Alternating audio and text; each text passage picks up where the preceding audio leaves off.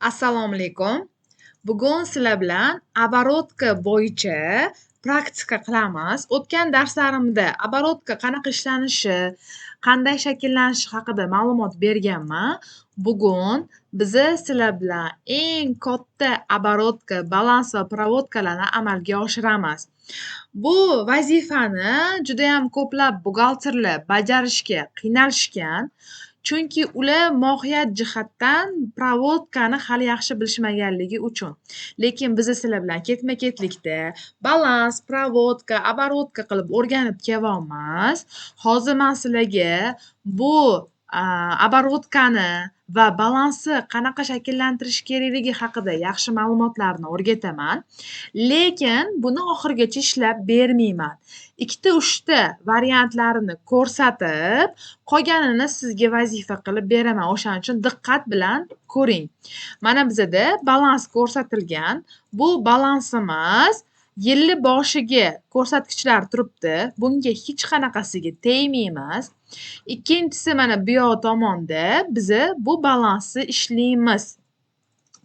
Endi balansdan tashqari bizga operatsiyalar berilgan, ya'ni provodka berishimiz kerak. Mana shu hamma 19 ta sharti bo'yicha operatsiyalarga provodka beramiz. Bu bergan provodkani обороткада aks ettiramiz va оборотkadan olib balansga ko'rsatishimiz kerak bo'ladi. Demak, biz bugun 3 ta katta ishni amalga oshiramiz. Ya'ni provodka beramiz. Bu provodkani обороткада ko'rsatamiz va bu обороткani balansga olib borishimiz kerak bo'ladi. To'g'ri, ozgina murakkab, qiynalishingiz mumkin, lekin diqqat bilan o'tirib yoki oldingi darslarni yana qayta ko'rib, bu vazifani amalga oshirishingiz kerak bo'ladi. Demak, ketdik. Mana operatsiyalar berilgan, ya'ni biz bu shartlarini ko'rib chiqamiz. Birinchi shart mana ustiga bossanglar, bu yoqda ko'p bo'lib, to'liq bo'lib sharti ko'rinadi. Qaranglar, aytyapti. Ofisi mebellari uchun, ya'ni ofisi mulki uchun biz sug'urta qildirdik. Ya'ni sug'urtaga pul to'ladik. 19.500 so'm mana summalar yozilgan. Biz summalarga umuman tegmaymiz, faqatgina provodka beramiz. Bu provodkalarni biz amalga oshirishimiz kerak bo'ladi. Ya'ni biz sug'urta uchun pul o'tkazsak nima bo'ladi? Sug'urtaga pul o'tkazsak demak, bizda pul kamayadi. Pul qanaqa shot? Pul aktiv shot. Aktiv qayerda kamayadi? Kreditda kamayadi. Demak, mana 51.10 ni men kreditga yozdim. Endi ofisi sug'urta qiladigan bo'lsam, oldindan uni pulini to'lab beradigan bo'lsam, bu bizda kelgusi davr xarajatlariga kiradi. Ya'ni bu qanaqa shot? Mana bu shotimiz bizda 31.90 shotimiz. Agar siz provodka berayotganda qiynalsangiz, provodkani topishga qaysi shot ekan deb o'ylab turgan bo'lsangiz, pastga sizga bu kichkina yordam. Pastga tushsangiz, mana shu provodkalardan foydalanasiz. Ya'ni bu yerda ortiqcha provodka yo'q. Faqat mana shu tepadagi shartlar asosida mana shu provodkalardan foydalanishingiz mumkin bo'ladi. Demak, biz 31.90 shotimizga bu aktiv shot, aktiv menda ko'payyapti, ya'ni sug'urta. Mana sug'urtalandim, ya'ni meni talab qilish huquqim bor. Bu aktiv.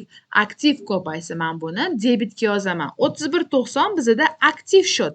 Chunki biz aytganmiz, aktiv shotlar 01 dan 59 gacha va bu shotlar ko'paysa, men uni debitga yozaman. O'shaning uchun mana provodka berdim. O'qib beraman. Provodkani 51.10 dan 31.90 ga 19.500 so'm pul to'lab berildi. Provodkani ham to'g'ri o'qishingiz kerak bo'ladi. Endi bu provodka asosida biz ma'lumotlarni yig'ishimiz uchun оборотkaga borib ko'rsatishimiz kerak. Hali sizlar bilan 1S darslarini o'tamiz. 1S darsida 1S programmasini o'zi обороткада hammasini yig'adi. O'shaning uchun buxgalterlar 1S programmasini yaxshi ko'radi. Ya'ni ko'p ishlarni u o'zi amalga oshiradi. Lekin siz operator bo'lib qolmasligingiz uchun, 1S ga bog'lanib qolmasligingiz uchun, 1S o'zi nima qilyapti, unga prikazni siz berishingiz uchun sizda provodkalar bo'yicha bilim bo'lishi kerak. Endi siz buni оборотkaga ruchnoy olib borasiz. Lekin hozir ruchnoy olib borganingiz bilan bu o'rganish maqsadida bo'lyapti. Ertaga 1S programmasida ish faoliyatingizni boshlasangiz, hali 1S o'tayotganda ham ko'rasiz, bu narsalar oson. Lekin men hozir sizni ozgina qiynayapman, chunki qiynab yaxshi ma'lumotlarni o'rgatyapman. O'shaning uchun bu ma'lumotlarni yaxshilab o'rganib qo'ying. 31.90 ni debitiga 19.500 so'm yozaman обороткада. Обороткада 51.10 ni kreditiga 19.500 so'mni yozaman. Mana оборотkaga tushdi. Mana 31.90. 31.90 ni mana debitiga, chunki davr davomida оборот bo'lyapti. Davr boshiga tegmaymiz o'rtoqlar. Faqat davr davomidagi оборотga yozamiz bo'layotgan provodkalarning summasini. Mana 31.90 ni debitiga men yozdim 19.500 so'mni. Mana yozdim. Provodkani bitta oyog'ini ko'rsatdim. Endi ikkinchi tomonini ham ko'rsatishim kerak. Mana 51. 51 ni kreditiga yozishim kerak, chunki meni pulim ketdi-ku, to'g'rimi? Demak, men mana 19.500 so'mni yozdim. Voy. Mana mani обороткам teng chiqdi. Har bir provodka berganingizdan keyin pastga tushib обороткani umumiy summasini tekshiring. Mana bu summa sizda to'g'ri chiqishi kerak. Agar bu summa обороткangizda jami debit tomoni boshqacha, kredit tomoni boshqacha bo'ladigan bo'lsa, demak siz qayerdadir xato qilyapsiz. O'shaning uchun sizga formula qo'yishni o'rgataman. Bizda mana barobar qildim. Debitdan ayirdim, kreditni. Mabodo menda qandaydir xatolik chiqsa, mana shu yerdagi o'sha summani ko'rsatib turadi. Va shu summani siz tepadan qidirasiz. Qani qayerda shu summa qolib ketyapti? Bu siz uchun qo'shimcha yordam tariqasidagi ma'lumot. Endi men ma'lumotlarni обороткада yig'ib oldim. Endi buni balansda ko'rsatishim kerak. Qanday ko'rsataman? Xo'p, demak 31.90 ni debitiga balansdan qo'shaman, pulimni esa ayiraman. Mana tepaga chiqdim. Kelgusi davr xarajatlari, mana kelgusi davr xarajatlariga 19.500 so'mni qo'shganman, mana ko'ryapsizlar?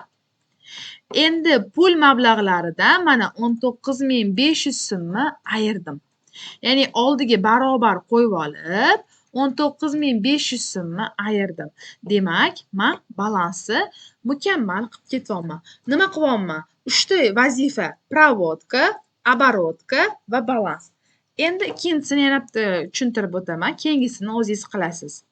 2019-yil bo'yicha, demak bizda o'sha to'lab bergan 19.500 imizni xarajat sifatida inobatga oldik. Ya'ni bu ishlatib bo'ldik, sug'urta yil yopildi, sug'urtaga to'lab bergan pullarimiz o'sha yopildi. Demak, bu nima bo'ladi?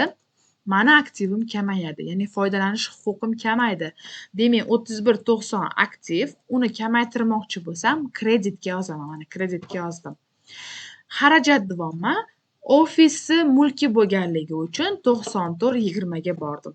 Mana 94.20. 94.20 ni debitiga 19.500 so'mni yozdim.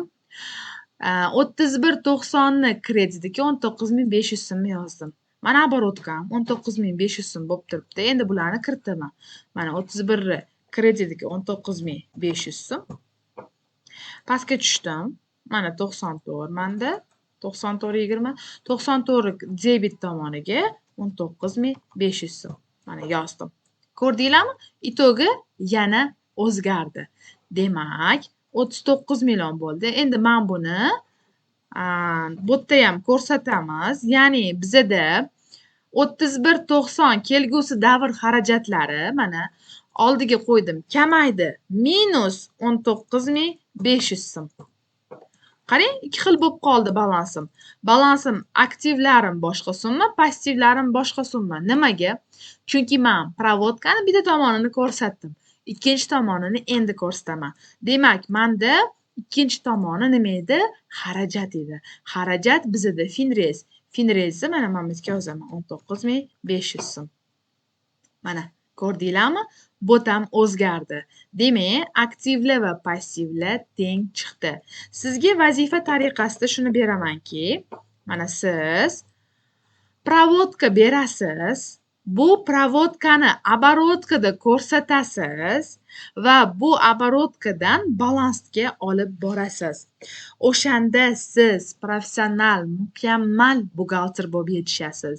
To'g'ri, bu vazifani mani shogirdlarim ham ishlashga qiynalishadi, lekin ularga uyga vazifa qilib, keyingi darsda kelishganda yangi tema o'tishdan oldin bu mavzu uyga vazifalarni muhokama qilib, tushuntirib, ular ishlay olmagan bo'lsa ularga yordam berib, hech qachon boshqa temaga o'tib ketmayman. Ya'ni oldin bu temani yaxshilab tushuntirib, tugatib, keyingi temaga o'tamiz. Sizlar uchun ham qo'shimcha videoroliklar beramiz va bu vazifalarni amalga oshirishinglar kerak bo'ladi. Unutmanglar, professional buxgalter eng zo'ri bu balans, provodka, обороткani zo'r biladigan buxgalterlar hisoblanadi. Sizlar bilan keyingi darslarda ko'rishamiz, Xudo xohlasa. Ko'rishguncha xayr, salomat bo'ling. Tomog'im mana qilib ketdi.